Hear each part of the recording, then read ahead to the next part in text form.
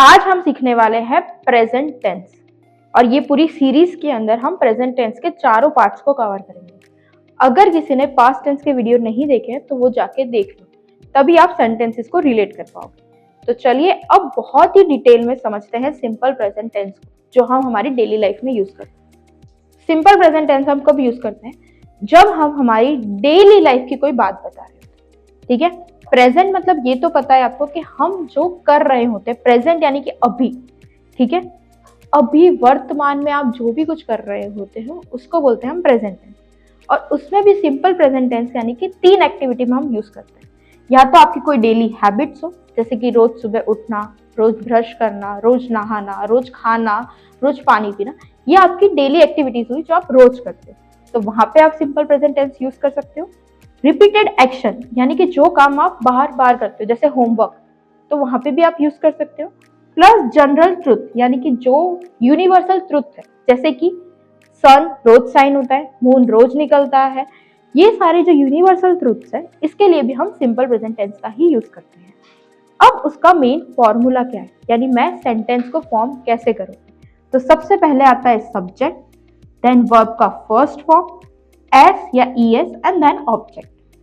अगर सब्जेक्ट या ऑब्जेक्ट में भी आपको कंफ्यूजन है तो उसका भी वीडियो है, तो वो देख लीजिएगा, तभी आप चीजों को समझ पाओगे। तो वर्ब का यहाँ पे फर्स्ट फॉर्म यूज हुआ है। हमने पास्ट टेंस में देखा था कि हम वर्ब का या तो सेकंड फॉर्म यूज करते हैं या थर्ड यूज करते हैं। ठीक है, और कुछ ऐसी कंडीशंस भी आती है जब हम वर्ब का फर्स्ट फॉर्म भी यूज करते हैं पास्ट में, तो वो आप कमेंट करके मुझे बता सकते हैं। तो वो है, और एस और ईएस, तो एस कब लगाना है, ईएस कब लगाना है और कब नहीं लगाना है, तो वो भी देखते हैं। तो सबसे पहले अगर हमारा सब्जेक्ट सिंगुलर है, सिंगुलर यानी कि कोई एक चीज है, तो हम उसके पीछे, उसकी वर्ब के पीछे एस और ईएस लगाएंगे। और अगर हमारा सब्जेक्ट प्लूरल है यानी कि मल्टीपल आइटम्स है, तो हम एस और ईएस नहीं लगाएंगे, इसलिए यहाँ पे मैंने मेंशन किया है नो। सो ये सबसे इंपॉर्टेंट चीज है। अब कौन से वर्ड के पीछे एस लगता है या कौन से वर्ड के पीछे ईएस लगता है, उसके लिए आपको वर्ब्स को अच्छे से पढ़ना पड़ेगा। अब हम लोग कुछ एग्जाम्पल्स भी देखते हैं, और प्लस ये एक चार्ट है जो बहुत ही इंपॉर्टेंट है। जैसे मैंने बताया कि प्लूरल के अंदर हम एस और ईएस नहीं लगाते हैं। आई, वी, यू, दे, इनके पीछे एस नहीं है। ऐसे आपको लगेगा कि आई और यू ये दोनों भी तो सिंगुलर ही है, बट ये दोनों ऐसे प्रोनाउंस हैं जिसको हम लोग हमेशा कंसिडर एज ए प्लूरल ही करते हैं। ठीक है, वो होते प्लूरल नहीं है, लेकिन आई और यू के साथ हमेशा हम लोग ऐसी चीज लगाते हैं जो प्लूरल के साथ जनरली लगती है, तो इसलिए यहाँ पे हम एस को नहीं लगाएंगे। देन ही, शी और इट, ये तीनों सिंगल सिंगल चीज है। ही एक होता है, शी एक होता है, इट एक होता है, तो इसके पीछे हमने एस लगाया है, क्योंकि प्ले के पीछे एस लगता है। अब जैसे गो होता तो गो के पीछे ई एस लगता, तो वो वर्ब आपको आइडेंटिफाई करना आना चाहिए कि किसके पीछे हम एस लगाएंगे और किसके पीछे हम ई एस लगाएंगे। नाउ एग्जाम्पल्स, आई एट राइस, मैं राइस खाता हूँ। ठीक है, या मैं राइस खाती हूँ, तो ये कैसी चीज हुई, जो मैं करती हूँ, तो यानी हम उसको पास्ट में ले सकते हैं। और आई यूज किया है इसलिए हमने यहाँ पे ईट लगाया है। सन शाइन्स एवरी डे, सन क्या है, एक ही है, इसलिए हमने शाइन के पीछे एस लगाया है। और वो रोज ही उगता है, इसलिए हमने उसके पीछे, उसको हमने डेली एक्टिविटी में लिया है, या तो हम यूनिवर्सल ट्रुथ भी बोल सकते हैं उसको, इसलिए वो भी सिंपल प्रेजेंट टेंस में आता है। दे गो टू स्कूल, वो लोग स्कूल रोज जाते हैं, लेकिन यहाँ पे दे यानी कि प्लूरल है, इसलिए यहाँ पे गो आया है। अगर यहाँ सिंगुलर होता तो गोज आता। आई वेक अप अर्ली, मैं जल्दी उठता हूँ, अगर यहाँ पे ही या शी होता तो वेक्स हो जाता। तो ये मेन चीज है, एस ई एस लगाना कब, यानी प्लूरल हो तो हमें नहीं लगाना है, सिंगुलर हो तो हमें लगाना है। और बेसिक जो उसका फॉर्मूला है, सब्जेक्ट प्लस वर्ब का फर्स्ट फॉर्म प्लस एस और ई एस प्लस ऑब्जेक्ट। तो ये सिंपल प्रेजेंट टेंस का पूरा फॉर्मूला है। अभी हम इसके नेगेटिव सेंटेंसेस भी जानेंगे और इंट्रोगेटिव सेंटेंसेस भी जानेंगे, लेकिन आपको ये सारे सेंटेंसेस बनाना आना चाहिए। सो अब आगे नेगेटिव और इंट्रोगेटिव सेंटेंसेस देखते हैं। तो अब है नेगेटिव सेंटेंसेस। ये ध्यान रखो, नेगेटिव सेंटेंस का एक सिंपल रूल है, और मोस्टली लोग वही रूल में मिस्टेक करते हैं। इसका स्ट्रक्चर कैसा है, subject, do, does, not, verb का फर्स्ट फॉर्म प्लस ऑब्जेक्ट। तो यहाँ पे आपने देखा कि डू और डज आए, पास्ट के अंदर डिड आता था। यहाँ पे भी सिंगुलर के साथ क्या लगता है, डज, और प्लूरल हो तो डू लगता है।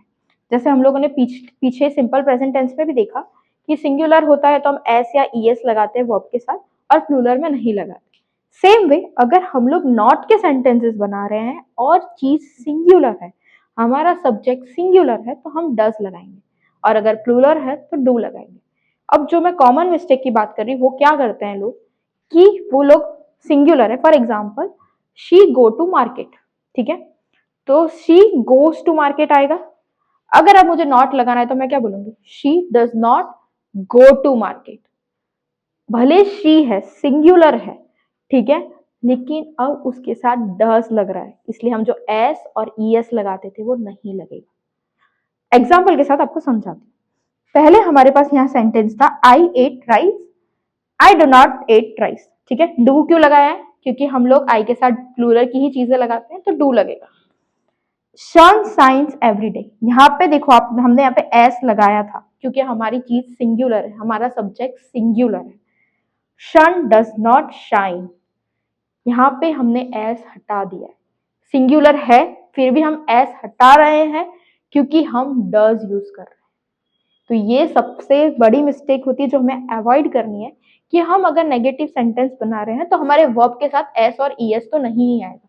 माइंड में बस इतना फिट कर लो कि अगर हम नेगेटिव सेंटेंस बना रहे हैं, यानी हम डू या डज यूज कर रहे हैं, तो हमारा वर्ब ओरिजिनल फॉर्म में रहेगा, उसके पीछे हम एस या ईएस नहीं लगाएंगे भले ही वो सिंगुलर क्यों ना हो। तो ऐसे sun does not shine every day, they go to school, they do not go to school, I wake up early, I do not wake up early. तो जहां पे प्लूरल था वहां हमने डू लगाया है और सिंगुलर चीजों के अंदर हमने डज लगाया है। और दूसरा पॉइंट जो इंपॉर्टेंट रिमेंबर करना था कि एस और ईएस हट जाएगा, वर्ब का ओरिजिनल फॉर्म यूज होगा। सो ये है नेगेटिव सेंटेंसेस। ऐसे ही है हमारे इंट्रोगेटिव सेंटेंसेस। तो चलिए अब उसको भी इस तरीके से समझते हैं। अब है इंट्रोगेटिव सेंटेंसेस। सेम चीज वही रिमेंबर करनी है, एस और ईएस नहीं लगेगा और डू और डज लगेगा।